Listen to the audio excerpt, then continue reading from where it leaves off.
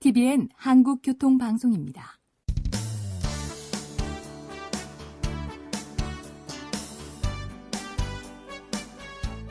한문철 변호사의 교통사고 솔루션. 이 시간 진행의 한문철 변호사입니다. 여러분 안녕하십니까?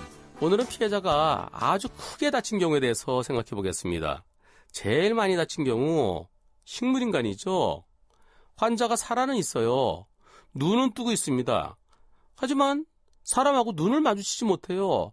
따라서 의사소통이 전혀 되지 않는 경우를 보통 식물인간이라고 그러죠.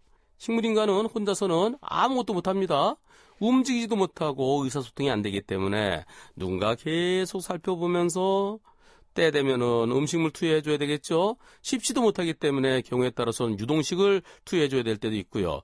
또 배설한 거 치워줘야 되죠.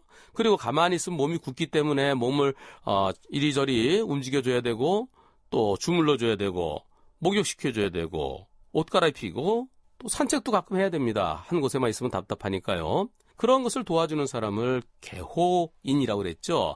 그런 사람이 주는 것이 개호비라고 그랬는데요. 식물인간 환자에 대한 손해배상은 다른 경우보다 더 큽니다. 왜냐하면 개호비가 크기 때문이죠. 일 못한 손해만큼이나 개호비가 계산될 때도 있는데요. 식물인간 환자, 대체로는 소송하는 것이 좋습니다. 보험사에서는 식물인간의 경우에 개호인을 한 사람만 인정하고 그것도 퇴원한 다음에만 인정하고 이런 측면에서 사이가 크기 때문인데요. 또 위자료도 보험사 기준은 적고요. 하지만 피해자 가실이 엄청 클 때, 피해자 가실이 70% 이상 될 때는 잘 따져봐야 됩니다.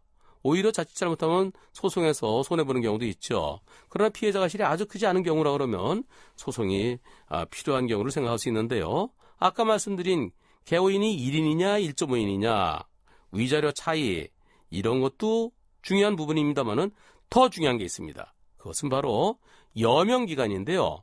일반인들이 건강한 사람, 같은 또래의 사람이 10년 살 수 있다 그러면 식물인간은 20 내지 30%, 2년 내지 3년 살 수 있다고 보는데요.